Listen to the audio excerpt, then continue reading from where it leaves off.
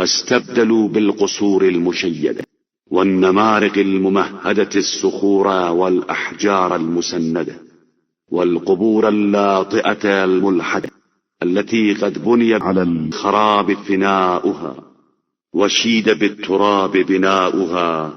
وہ مستحکم قلعوں اور بچھی ہوئی مسندوں کو پتھروں اور چنی ہوئی سلوں اور زمین کے اندر لحد والی قبروں میں تبدیل کر چکے ہیں، جن کے صحنوں کی بنیاد تباہی پر قائم ہے اور جن کی عمارت مٹی سے مضبوط ہو گئی ہے. فمحلها مغترب وساكنها مغترب بين أهل محلة موحشين وأهل فراغ متشاغلين لا يستأنسون بالأوطان ولا يتواصلون تواصل الجيران على ما بينهم من قرب الجوار. ان قبروں کی جگہیں تو قریب قریب ہیں، لیکن ان کے رہنے والے سب ایک دوسرے سے غریب اور اجنبی ہیں. ایسے لوگوں کے درمیان ہیں جو بوکھلائے ہوئے ہیں اور یہاں کے کاموں سے فارغ ہو کر وہاں کی فکر میں مشغول ہو گئے ہیں.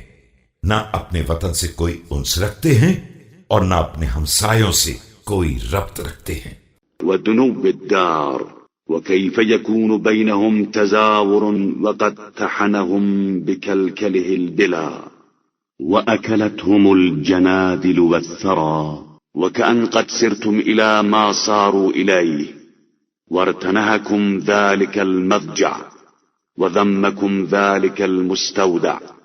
حالانکہ بالکل قرب و جوار اور نزدیک ترین دیار میں ہیں، اور ظاہر ہے کہ اب ملاقات کا کیا امکان ہے، جبکہ بوسیدگی نے انہیں اپنے سینے سے دبا کر پیس ڈالا ہے اور پتھروں اور مٹی نے انہیں کھا کر برابر کر دیا ہے، اور گویا کہ اب تم بھی وہیں پہنچ گئے ہو جہاں وہ پہنچ چکے ہیں، اور تمہیں بھی اسی قبر نے رہن رکھ لیا ہے اور اسی امانت گاہ نے جکڑ لیا ہے.